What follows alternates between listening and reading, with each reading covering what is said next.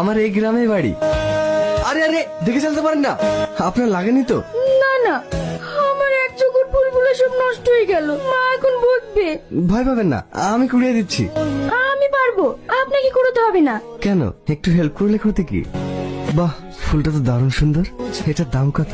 কেন, ফুলটা আপনার খুব পছন্দ? হ্যাঁ, পছন্দ বলেই তো জিজ্ঞেস করলাম। এটা রাখুন। সব ফুলগুলো বিক্রি করে তো এত টাকা হবে না, আপনি এত টাকা দিচ্ছেন কেন?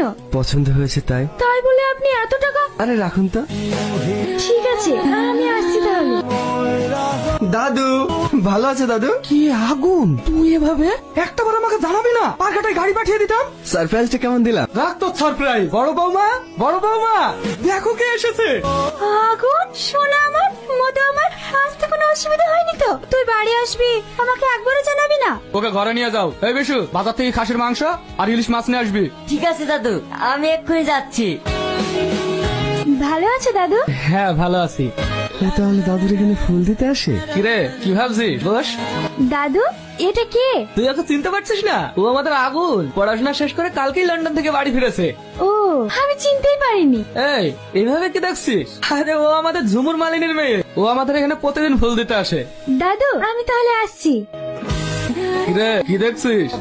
কিছু না। কিছু না, আমি সব বুঝি রে দাদু ভাই। হঠাৎ করে আপনি আমাদের বাড়িতে? আসতে পারে না বুঝি? না না, তা বলছি না। মাধবী কে? আমি তো ঠিক চিনতে পারলাম না। মা, তুমি চিনতে পারছো না? প্রতাপ দাদুর নাতি। ও, তার মানে তুমি প্রবীরের ছেলে। বসো, তুমি কত বড় হয়ে গেছো, চা করে নিয়ে আয়। না না, আমি চা খাবো না। তাই বললে হয়? কতদিন পর তুমি আমাদের বাড়িতে এসেছো। আমি একটু গ্রামটা ঘুরে দেখবো, তুমি যাবে আমার সঙ্গে? অবশ্যই যাবে। জামা, আগুনকে গ্রামটা ঘুরে দেখা। আগুন, এই জায়গাটা তোমার মনে পড়ে? আমার ঠিক মনে পড়ছে না। ছোটবেলায় আমরা এখানে খুব খেলা করতাম। সেই সময় তুমি আমাকে অনেক মারতে, আবার ভালোবাসতে। তাই আমি তোমাকে ছাড়া এক মুহূর্ত থাকতে পারতাম না। যেমন এখন আমি পারি না।